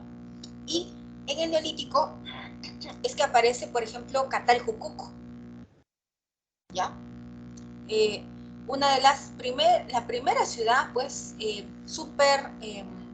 una ciudad tan convulsionada, muy similar, ¿no?, a las ciudades en las que estamos acostumbrados a vivir hoy en día, ¿ya? Cataljucuco, ¿ya?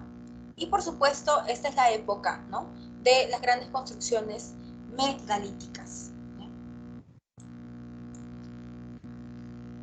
Ahora, dejamos de lado la edad de piedra y vamos a hablar de la edad de los metales, ¿ya? La edad de los metales se subdivide en tres, ¿no? La de cobre, de bronce, ¿no?, y de hierro, ¿no? En cuanto a la edad de cobre, ¿no?, los seres humanos todavía manejan estos conocimientos con la piedra, ¿no?, pero descubren un metal, ¿no?, que es el cobre, y se dan cuenta que con el metal pueden hacer artículos de lujo, pueden hacer pendientes, collares, pulseras, ¿no?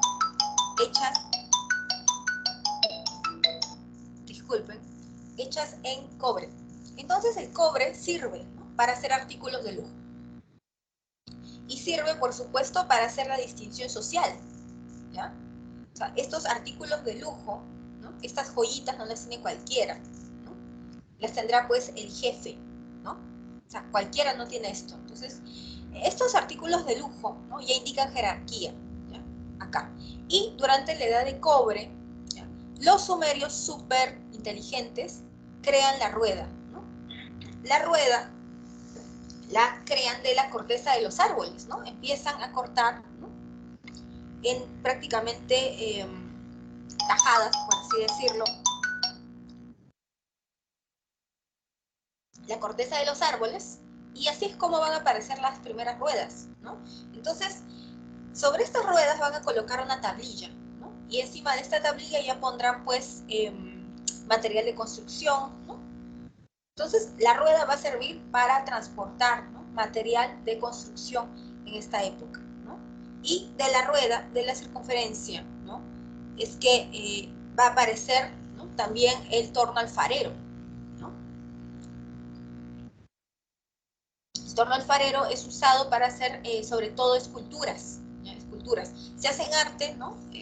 Sabrán un poquito de lo que estoy comentándoles, ¿ya? Y el arado, ¿no? El arado también va a revolucionar, ¿no? La forma de hacer agricultura, ¿no? Gracias al arado, ¿no? Se mejora la técnica de agricultura y ahora hay más comida para todos. Si hay más comida para todos, ¿no? La gente come mejor, vive más tiempo, ¿no? Entonces, es pues todo un cambio, ¿no? En la forma de vivir de toda esta gente. Y después tenemos acá la edad de bronce, ¿ya? Durante la edad del bronce no es otra cosa, ¿no?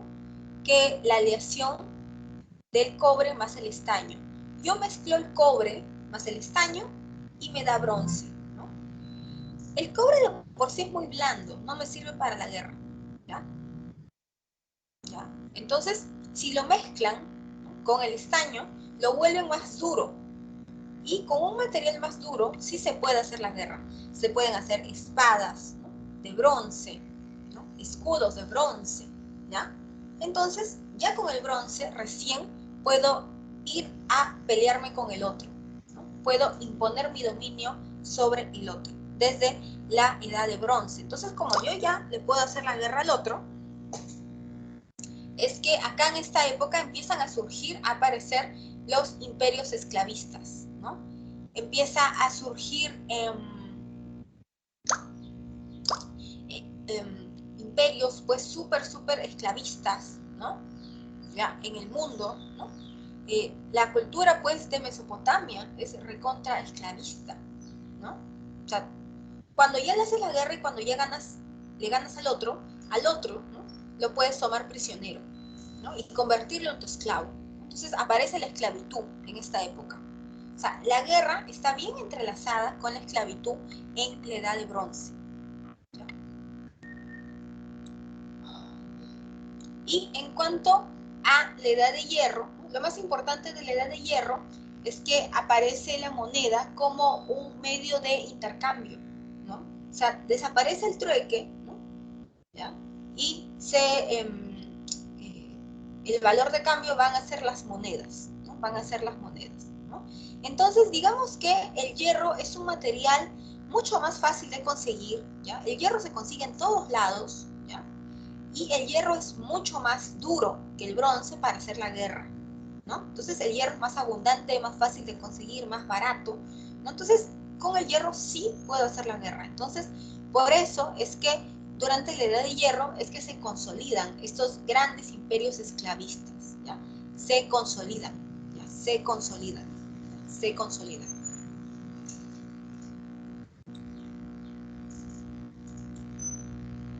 Y ahora vamos a empezar a hablar de 4 grandes culturas de la antigüedad, ¿no? Vamos a hablar de la cultura mesopotamia, ¿no? Meso, prefijo entre, ¿no? Entre ríos, Mesopotamia, ¿no? Mesopotamia se va a sentar entre dos ríos súper famosos, el Tigris y el Éufrates. Son ríos súper convulsionados, ¿ya? El Tigris y el Éufrates, ¿ya? Que se llevan todo lo que encuentran a su paso, ¿ya? Entonces, Mesopotamia va a abarcar sobre todo lo que hoy viene a ser buena parte de Irak. Mesopotamia está conformado por un montón de culturas que se odian entre sí, que se mastican pero no se pasan, que muchas veces se la pasan pues haciéndose la guerra entre ellos o matándose entre ellos, ¿ya? Entonces, no crean, ¿no?, que en Mesopotamia es paz y amor, todo lo contrario, ¿no? Es un clima de full tensión entre todas estas culturas, ¿no?, que coexisten dentro de este mismo espacio geográfico, ¿ya? Ahora, gracias a esta cultura tenemos un montón de inventos, ¿no? La rueda, ya hablábamos hace un ratito de la rueda no es otra cosa, ¿no?, que una circunferencia, no es otra cosa que el círculo, ¿no? Y el círculo, ¿no?, son 360 grados, ¿no? Entonces, la gente en Mesopotamia, ¿no?, sobre todo los sumerios, ¿no? Los sumerios son los que hacen los grandes inventos en realidad, ¿no?, dentro de la cultura de Mesopotamia, ¿ya? O sea, de la rueda, ¿no?, aparece el círculo, 360 grados, ¿no? Y aparecen las divisiones de estos 360 grados, 30 grados, 60 grados, 90 grados, ¿no?, 180 grados, etcétera, ¿no? Y también va a aparecer la división sexagesimal, ¿no?, que hasta el día de hoy utilizamos, ¿no?, para medir el tiempo, por ejemplo, ¿no? Hoy en día, ¿no?, sabemos que 60 segundos es un minuto, ¿no? 60 minutos es una hora, ¿no?, y así. Entonces, esta medición sexagesimal es herencia de la cultura mesopotámica, ¿no? Sobre todo los sumerios, ¿ya? Los sumerios son súper inteligentes, ¿no? O sea, no solamente crean el arado, ¿no? Después van a utilizar estas ruedas, ¿no?, para crear el torno alfarero, ¿no? El torno alfarero está compuesto de dos ruedas, ¿no? Entonces tú, con una especie de pedal, le das la vuelta a estas ruedas, ¿no?, y empiezas a trabajar, ¿no?, toda escultura, ¿ya? Entonces, la gente en Mesopotamia va a trabajar con el adobe, la arcilla, para hacer sus grandes construcciones, ¿no?, para hacer sus sigurats, ¿no?, sus templos, ¿no?, en honor a sus dioses, ¿ya? Para hacer, pues, la portada de Ishtar, ¿no? Para hacer todas estas murallas, ¿no?, de protección. Entonces, le debemos un montón a la cultura mesopotamia, y por supuesto, lo más importante de esta cultura es, sin duda alguna, el sistema de escritura cuneiforme, ¿no?, que es la escritura más antigua, ¿no?, del que se tiene vestigio en la historia de la humanidad, ¿ya? Entonces, esta es la cultura mesopotamia, ¿no?, los inventos que ellos traen consigo, ¿ya? Ahora vamos a hablar de los periodos, ¿ya?, de la cultura mesopotamia. Vamos a empezar hablando del imperio sumerio, ¿ya? Los sumerios, como les comentaba, son un pueblo súper culto, súper refinado, ¿no? Por eso es que ellos inventan la rueda, inventan el arado, inventan el torno alfarero, ¿no?, inventan hasta el zodiaco, ¿ya? Esta idea, ¿no?, de que mi signo es cáncer, ¿no?, tu signo es libra, etcétera, ¿no?, el zodiaco, la astronomía, ¿no?, la inventan los sumerios. Los sumerios ya conocen observan el movimiento planetario, ¿ya? Observan los ciclos de la luna, ¿no?, y crean, pues, en base a esto, la astronomía, la astrología, ¿ya? Entonces, los sumerios fueron súper cultos. Entonces, eran tan cultos los sumerios que son los primeros en fundar estas especies de ciudades-estado, ¿ya? Por ejemplo, tenemos Uruk, Ur, ¿no?, ¿ya? De acá, pues, aparece el patriarca Abraham, ¿no?, según la Biblia, ¿no? Él desciende, pues, de los sumerios, ¿ya? Entonces, estas ciudades-estado van a ser gobernadas, ¿no?, por el Ensi, ¿no?, una especie de gobernante que en sus inicios tiene, pues, no solamente el poder político, el poder militar, sino también el poder religioso. Pero con el paso del tiempo, ¿no?, va a dejar de lado el poder religioso y solamente se va a quedar con el poder político. ¿Ya? Entonces, cada una de estas ciudades es autónoma, cada una de estas ciudades tiene un gobernante. ¿Ya? Entonces, ¿qué es lo que pasa? ¿Ya? Desde el norte, ¿ya? Desde el norte van a aparecer los acadios, desde el norte van a aparecer los acadios, y los acadios van pues a anexar, ¿ya?, a los sumerios, ¿ya? La historia del imperio acadio es súper complicada, ¿ya? Se habla, ¿no?, de que Sargón I es el primer unificador, ¿no?, en la historia, ¿no?, de Mesopotamia, pero la historia de Sargón I es un poco oscura, ¿no? Sargón I era un copero, ¿no? Era el que le sirve las copas al rey, ¿ya? Según la leyenda, ¿no?, Sargón I no se sabe de quién fue hijo, ¿no? Entonces lo abandonan, ¿no?, y él crece pobremente. Entonces le dicen que su futuro, ¿no?, es la de ser un gran gobernante, ¿no? Entonces Sargón I era copero del rey, ¿ya? Va a terminar dándole una especie de golpe de estado, va a terminar asesinándolo y va a terminar metiéndose él en el poder, ¿ya? Entonces así es como Sargón I, ¿no?, se mete en el poder, ¿no?, y una vez que se tumba al rey, ¿no?, él se vuelve el emperador del imperio acadio, ¿no?, y se tumba, baja hacia el sur, ¿no?, y se tumba a los sumerios, los anexa, ¿no? Entonces el primer unificador de los sumerios, de la cultura mesopotamia, es Sargón I, ¿ya? Entonces, para que vean cómo estos pueblos se mastican pero no se pasan, ¿ya? Son súper sangrientos, belicosos, se la pasan peleándose los unos con los otros todo el tiempo, ¿ya? Ahora vamos a hablar del primer imperio babilónico, ¿ya? Hablar del primer imperio babilónico es hablar sin duda alguna de Hammurabi, ¿no? Hammurabi es muy famoso porque crea, ¿no?, esta idea, ¿no?, de que los dioses han hablado con él y le han dicho, ¿no?, que tiene que imponer un código de reglas, de comportamiento en su gente, ¿no? Porque en esta época la gente hace lo que se le da la gana en Babilonia, ¿ya? La gente hace lo que se le da la gana. Entonces, una manera, ¿no?, de poner orden, ¿no?, es trayendo consigo este código, ¿no?, de Hammurabi, ¿no?, estas leyes de Hammurabi, que son súper duras, súper rígidas, ¿ya? Por ejemplo, si tú le pegas a tu padre o a tu madre, ¿no?, se te puede cortar la mano. Si tú robas, igual, ¿no?, se te puede cortar la mano, ¿ya? Si, por ejemplo, ¿no?, tú mataste a los esclavos de tu vecino, ¿no?, tú tienes que devolverle, darle los esclavos vivos, ¿ya? Entonces, este código de Hammurabi es inspirado en esta ley del talión, en esta idea de ojo por ojo, diente por diente, ¿no? ¿Ya? Es un código un tanto, pues, de consecuencias, ¿no? O sea, lo que yo hago tiene una consecuencia, ¿no? ¿Ya? Por ejemplo, según estas leyes, si alguien, ¿no?, supongamos que mataba a mi hijo, ¿no?, según este código, ¿no?, se iba a matar al hijo, ¿no?, de la persona que había matado a mi hijo, ¿no? Es ojo por ojo, diente por diente, ¿ya? Ley de Hammurabi, ¿ya? Entonces, a pesar que Hammurabi, aunque ustedes no lo crean, es conocido por haber sido un gobernante justo, ¿no?, noble, ¿no?, paciente, ¿no?, su código de comportamiento, ¿no?, su ley es bastante rígida, ¿no? Entonces, los castigos son bien duros, ¿ya?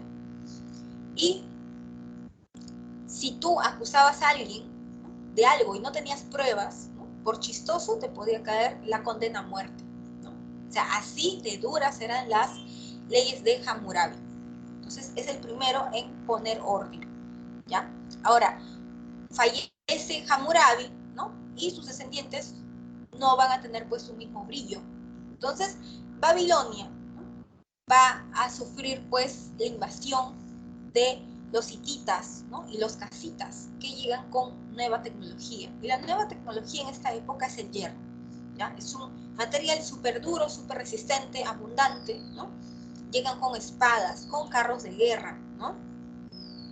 Con toda esta nueva tecnología del hierro, y acaban, ¿no?, con el imperio babilónico, ¿ya? Entonces, los asirios, ¿ya?, los asirios, el imperio asirio, va a buscar tumbarse estos hititas, estos casitas. Entonces van a empezar, ¿no?, a trabajar ellos el hierro, ¿no?, van a hacer sus propias armas y van a expulsar a estos extranjeros, estos hititas, estos casitas, ¿ya? Allá, acá, uy, Alexandra había escrito, disculpa Alexandra, no sé por qué recibió tu mensaje, ya. ¿Quieres la diapo anterior, no? A ver, ¿acá está bien?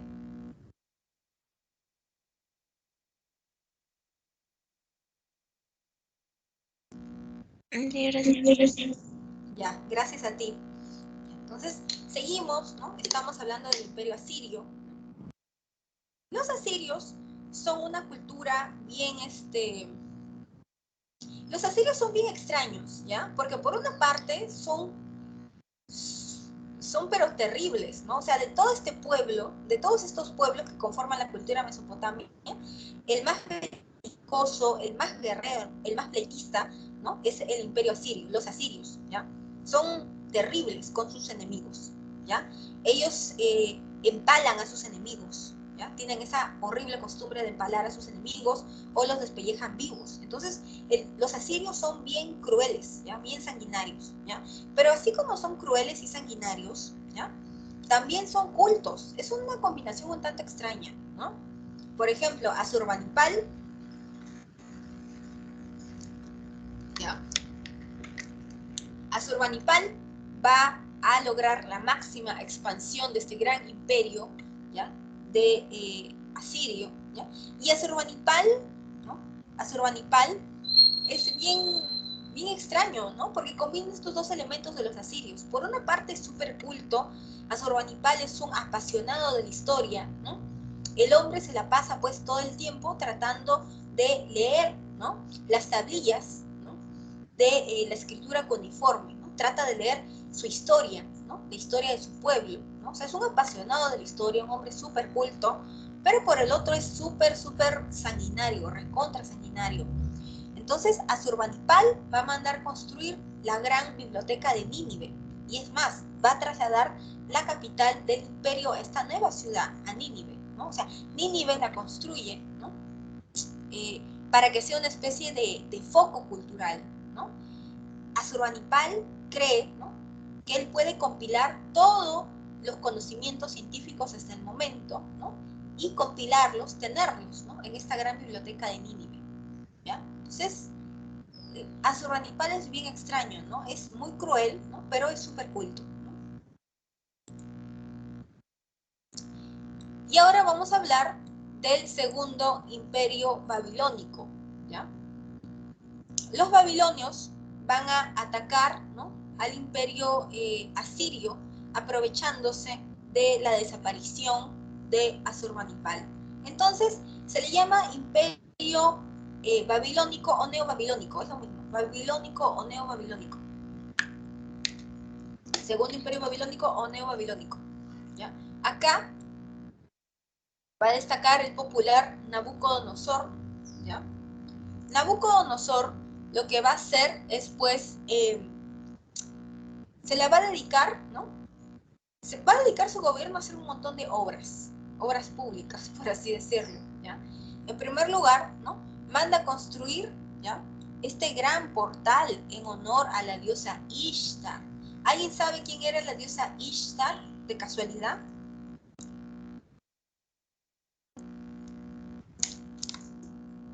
¿Saben quién era Ishtar? ¿Qué dicen?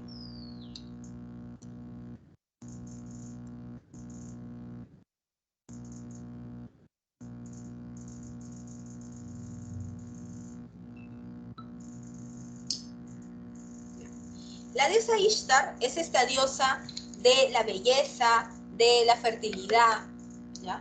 La diosa Ishtar, ¿ya?, de la belleza, de la fertilidad. Ella es Ishtar. Entonces, es una diosa protectora, ¿ya?, Ishtar. Entonces, como es una diosa protectora, ¿no?, van a hacer este portón de entrada ¿ya?, a Babilonia en honor a esta diosa Ishtar, ¿no?, vinculada al amor, a la fertilidad.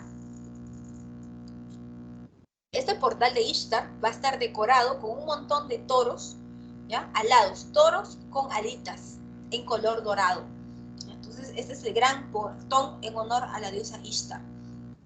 Entonces tú entrabas, ¿no?, tú entrabas y ibas a ver, ¿no?, los jardines colgantes de Babilonia, que según Heródoto, los jardines colgantes de Babilonia, ¿no?, los construye Nabucodonosor por amor, ¿no? Él estaba muy enamorado de su esposa, que era una princesa persa, pero su esposa extrañaba, ¿no?, los jardines de su tierra. Entonces, Nabucodonosor, en amor a ella, ¿no?, es que manda a construir estos grandes jardines colgantes de Babilonia, ¿no?, que acuérdense, según Heródoto, fueron una de las grandes maravillas del mundo antiguo, ¿no?, junto con los faros de Alejandría, las pirámides de Egipto, ¿no?, etc. ¿Ya? Entonces, tú entrabas, ¿no?, veías los grandes jardines colgantes de Babilonia, seguías pasando, e ibas a ver este gran Sigurat, ¿no? Sigurat es templo, acuérdense, templo en honor a Marduk. Marduk es este dios patrono de los babilonios, ¿ya? El dios patrón de los babilonios es Marduk, este dios creador, ¿no?, del mundo, este dios de la guerra también, Marduk, ¿no? Entonces, según la Biblia, ¿no?, el Sigurat de Marduk era pues la Torre de Babel, ¿no? ¿Han escuchado hablar de la Torre de Babel? ¿No? O sea, según el Antiguo Testamento, ¿no?, los hombres, ¿no?, querían construir, ¿no?, un templo que llegue hasta los dioses, que llegue hasta el cielo. Entonces empiezan a construir la Torre de Babel. Entonces Dios, en castigo, ¿no?, lo que hace es pues transformarlos a todos, ¿no?, de tal manera en que todos empiecen a hablar una lengua diferente a la otra y ya nadie se va a poder entender. Entonces los hombres, asustados, ¿no?, huyen y abandonan la construcción, según la Biblia, ¿no? Ese es el castigo de Dios por andar haciendo pues templos en honor a dioses paganos, ¿no? Entonces el Sigurat de Marduk, ¿no?, en honor al patrón de los babilonios, ¿no?, hace referencia a la Torre de Babel, ¿no? Entonces, para que vean, ¿no?, cómo era la ciudad de Babilonia, era imponente. Y todas estas obras, como les comento, las hace Nabucodonosor II durante su gobierno, ¿ya? Entonces, por eso es que es tan importante Nabucodonosor II, ¿ya? Ahora, en cuanto a las características culturales, ¿no?, vamos a tener acá, por supuesto, la escritura. Ya hemos hablado varias veces que la escritura cuneiforme inventada por los sumerios es la más antigua de la historia de la humanidad, ¿no? Se le dice cuneiforme porque fue hecha con cuños, ¿no?, con cuños. Y en esta época no existe, pues, papel bond, ¿no?, donde escribir, ¿no?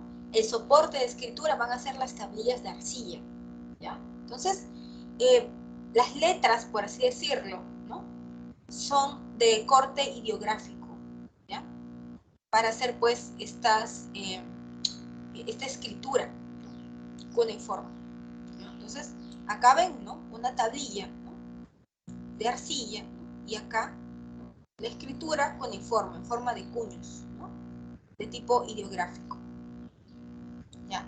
En cuanto a arquitectura, ya les comenté, ¿no?, que los sigurats eran los templos, ¿no?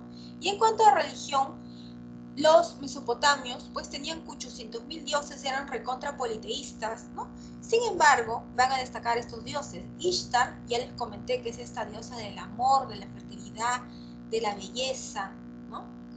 Inanna, también Inanna, ¿ya? Inanna es una diosa súper importante, sobre todo para los sumerios, para los acadios, Inanna, ¿ya? Inanna se parece muchísimo a Ishtar, ¿no? También está relacionada con el amor, con la fertilidad, ¿no? Pero Inanna hace referencia a una joven, ¿no?, intrépida, a una joven cazadora, ¿no?, Inanna, ¿no? Entonces, tiene ese espíritu, pues, aventurero, Inanna, ¿no?, la diosa Inanna.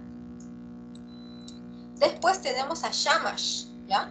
Shamash es el dios sol, ¿ya? Y el sol, ¿no?, este dios sol está vinculado también con la justicia, con poner orden. ¿Ya? Shamash. Marduk, ya les comenté que era el dios patrono de los babilonios, su dios creador, ¿no? Vinculado también a la guerra, ¿no? Según la cosmovisión babilónica. Y por último, acá tenemos a Asur, ¿no? Asur, por supuesto que es este dios de la guerra, ¿no? Asur es el dios patrono de los asirios, Asur, ¿no? Asur.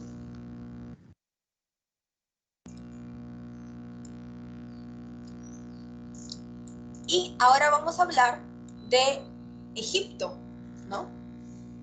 Egipto, por supuesto, que se va a ubicar, ¿no? En el África, ¿ya?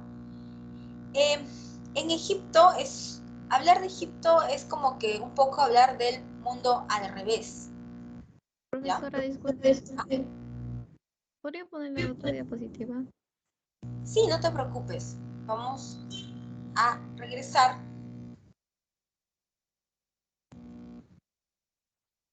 Gracias, profesora. Gracias a ti. Me avisas nomás, ¿eh? Si necesitas otra vez regresar de diapositiva.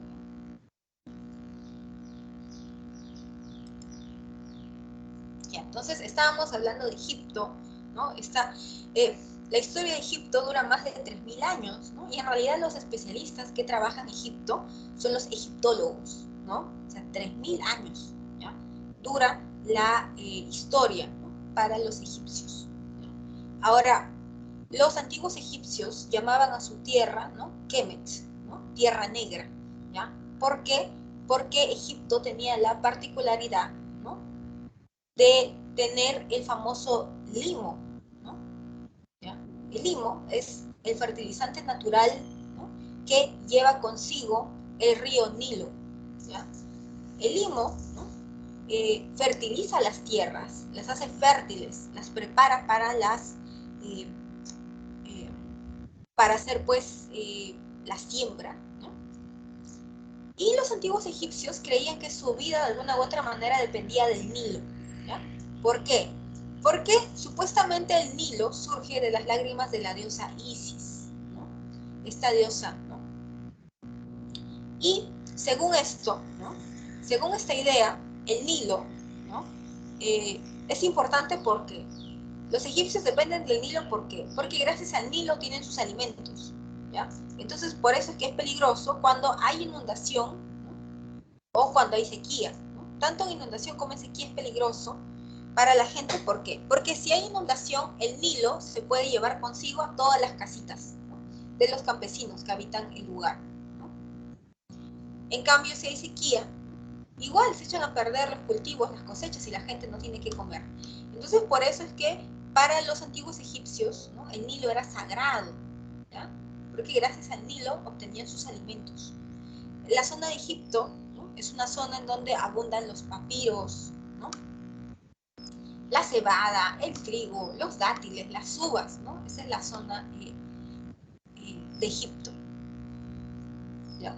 Ahora, hablar de Egipto es, por supuesto, hablar del calendario solar, ¿ya? Para los egipcios lo más importante es el sol. Por eso es que uno de sus dioses más importantes es Ra, ¿no? Esa especie de dios sol.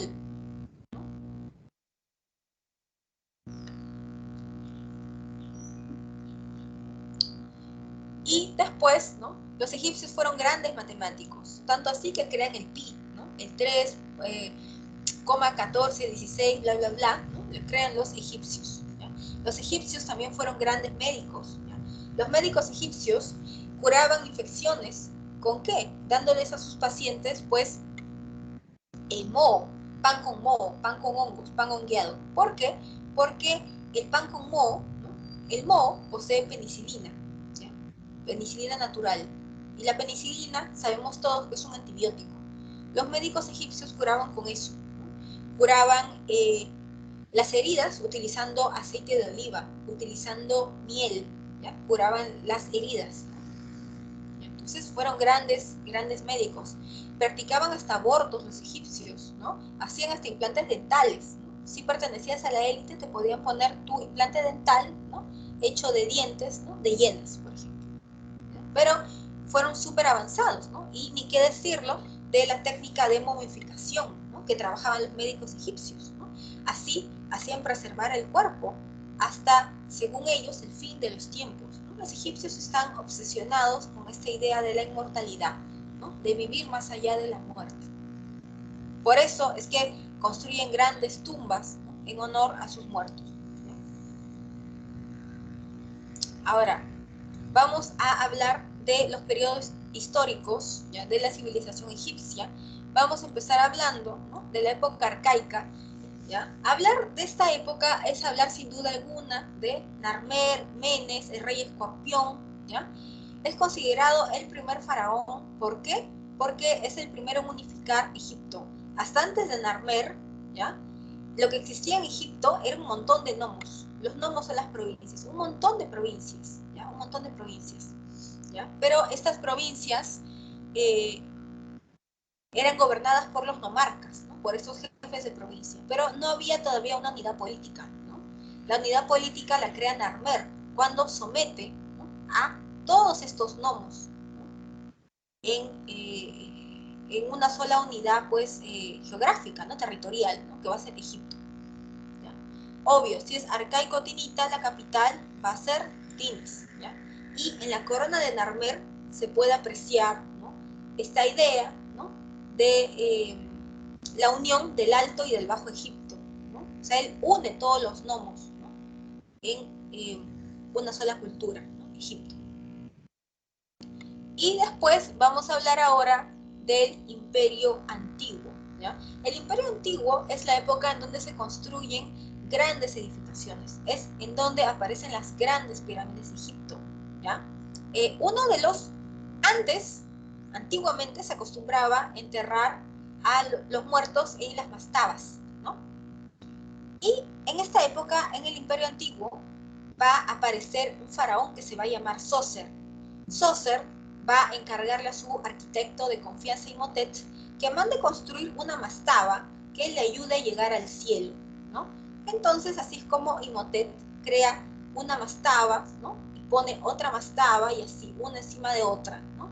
Y acaba formando una pirámide trunca, ¿ya? Y tiempo después, ¿ya? De Sócer, ¿ya? En los tiempos de Keops, Kefren, ¿no? Y Micerino, ¿no? Sobre todo en los tiempos de Keops, ¿ya? Esta es la época en donde esta técnica para hacer pirámides se perfecciona y se logra hacer la pirámide ya en forma de punta, ¿no? En sus tiempos, ¿no? En su época fue recubierta de piedra caliza blanca, ¿no? Entonces es imponente, ¿no? Las pirámides de Keops, Kefren y Miserinas, ¿no? En el complejo de Gizeh, que están allí nomás en el Cairo, en Egipto. Entonces, el Imperio Antiguo es la época de las grandes pirámides, ¿ya? Es la época en donde aparece también la Esfinge de Egipto, ¿no? Esta idea, ¿no? De que la cabeza tiene el cuerpo del faraón, ¿no? Y el cuerpo de una fiera, ¿no? Aparece en el antiguo Egipto, ¿no? En el Imperio Antiguo. Y ahora vamos a hablar del Imperio Medio, ¿ya? Durante la época del Imperio Medio, ¿ya? Digamos que los que van a tener la sartén por el mango van a ser los tebanos. Y los tebanos le rinden muchísimo culto a Amón, ¿ya? Amón. Amón en sus inicios es una especie de dios que se lo retrata con colores celestes, porque Amón en sus inicios está vinculado al cielo, a lo invisible, al poder oculto, a lo que no se puede ver. Ese es el dios Amón. Entonces es patrono, ¿no? Es uno de los dioses más importantes para los tebanos, ¿ya? Ahora, esta época de Imperio Medio, ¿ya? Acaba con la invasión, ¿no? De estos pueblos extranjeros, ¿no? Los hicsos, que llegan con lo último en tecnología, que era el hierro, ¿no? Llegan con caballos, ¿no? Con carros de combate hechos de hierro, espadas de hierro, escudos de hierro, y con eso es que pueden someter a los egipcios, ¿no? Y los hicsos, bien frescos, se quedan 150 años en Egipto y todavía empiezan a cobrar tributo, o sea, ya terribles los hicsos. Entonces, durante esta época, ¿no? Los egipcios, ¿no? Van a hacer hasta lo imposible por votar, ¿no? A estos invasores extranjeros, ¿ya? Y en la época del Imperio Nuevo, ¿no? Amosis, ¿ya? Amosis va a expulsar a los Hicsos de su territorio, Amosis, ¿ya? Y hablar del Imperio Nuevo o Imperio Neotebano, ¿ya? O Imperio Neotebano es hablar de la época de esplendor cultural al interior de esta cultura, ¿ya? Esta es la época en donde aparece, por ejemplo, Tutmosis III, ¿no? Es el hijastro de la faraona de facto Hatshepsut, ¿no? Tutmosis III va a llegar, ¿no? A alcanzar la máxima expansión de Egipto durante su época, ¿ya? Esta es la época de Amenofis IV, que se cambia el nombre a Akenatón, el que le rinde el culto al dios Atón y trata de establecer el monoteísmo en Egipto, ¿ya? Lo cual va a traer estas consecuencias, ¿ya? El pueblo no va a querer ser monoteísta, o sea, si tiene miles de años de tradición pues politeísta, ¿no? Y después vamos a tener a Tutankamón. Tutankamón significa el que restablece el culto al dios Amón, porque Amenofis IV, para chancar, para golpear a los sacerdotes de Amón, ¿no? Es que impone el dios Atón, ¿no? Este disco solar. Entonces, cuando le sucede Tutankamón, ¿no? Él restablece el culto a Amón y restablece el politeísmo en Egipto, ¿ya? Y vamos a tener acá a Ramsés, ¿no? Conocido como el ladrón faraón, ¿ya? Porque se dice que escultura que le gustaba, monumento que le gustaba, borraba el nombre de la persona que la había hecho y ponía su nombre, ¿no? Ramsés el Inmortal también se le decía porque el hombre vivió hasta más de 90 años, en una época en donde la esperanza de vida era de 30 años, ¿no? Ramsés es conocido por firmar, ¿no? El primer tratado de paz en la historia de la humanidad, ¿no? El Tratado de Kadesh. Y por último, en la época del Egipto tardío, ¿no? Vamos a tener la decadencia total de Egipto, en donde van a ser conquistados por medio mundo, ¿ya? O sea, llegan los babilonios, los asirios, los romanos, todo el mundo, llega Alejandro Magno, los conquista, ¿ya? Y al final, Ptolomeo, uno de los generales de Alejandro Magno, se va a quedar, ¿no? Y va a fundar la dinastía ptolomaica, ¿ya? En Egipto. Y de Ptolomeo es que proviene la reina Cleopatra VII, ¿ya? La última reina de Egipto. Y cuando pierde Cleopatra la batalla de Accio, es que Egipto va a pasar a ser anexado por siempre y para siempre como provincia de Roma. Y así es como acaba Egipto, ¿ya? En cuanto a la escritura, ¿ya? El sistema jeroglífico, ¿ya? Es un sistema, pues, es el tipo de escritura egipcia, pero más antigua, que tienen ellos, ¿no? Los egipcios, ¿ya? Muchas de las escrituras egipcias se pueden encontrar en los monumentos de las tumbas de los faraones, por ejemplo, ¿ya? Es de corte ideográfico. En cambio, la escritura hierática, ¿no? Y la demótica son escrituras más sencillas, ¿no? Sobre todo la demótica.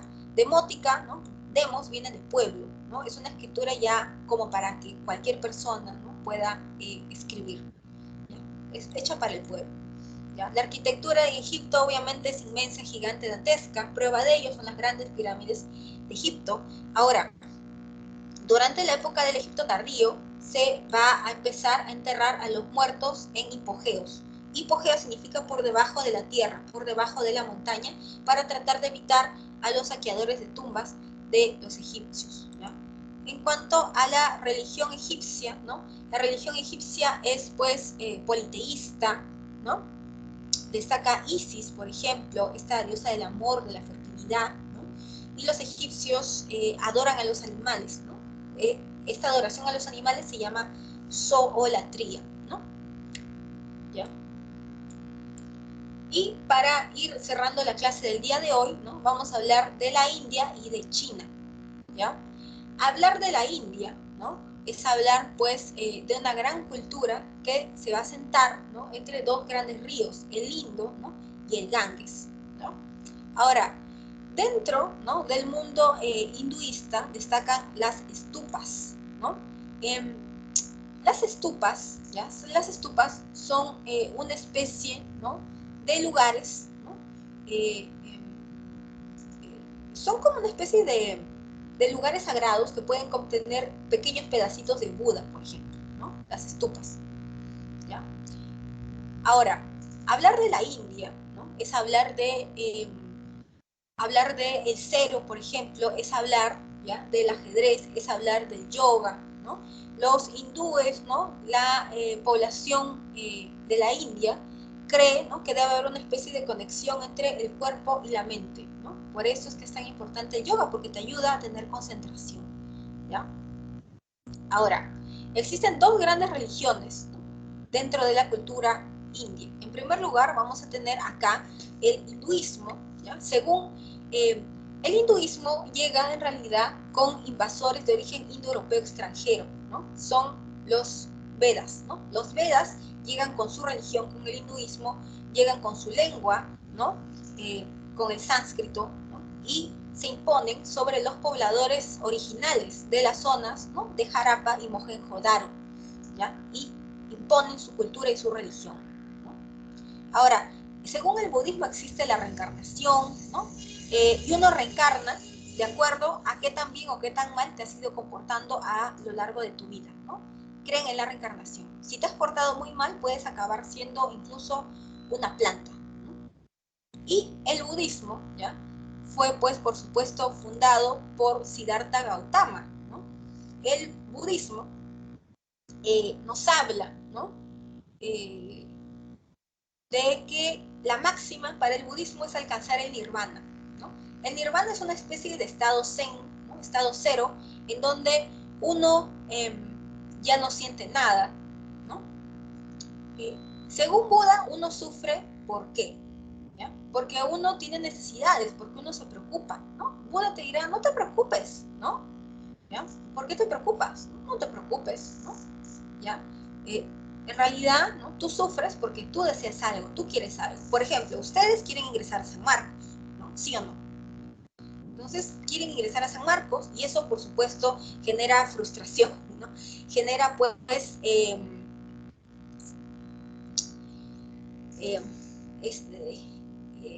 esta idea, ¿no?, de desconcierto, ¿no?, incertidumbre en el futuro, ¿no? Entonces Buda te dice, deja todo esto de lado, ¿no?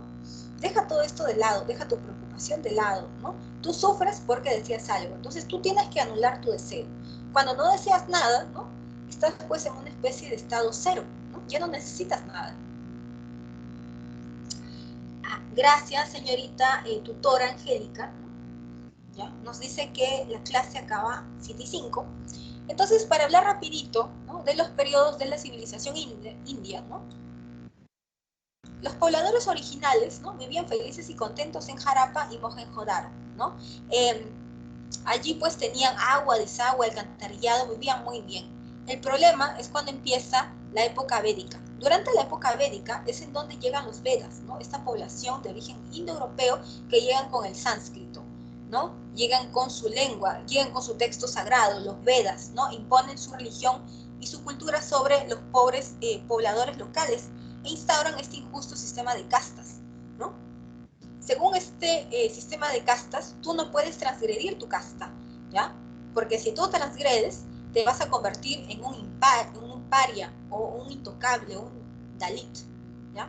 Entonces, según esta idea, ¿ya?, según esta idea, de la boca de Brahma, ¿ya?, de la boca de Brahma salen los que oran, de la boca salen los brahmanes, los que oran, los que predican, ¿ya?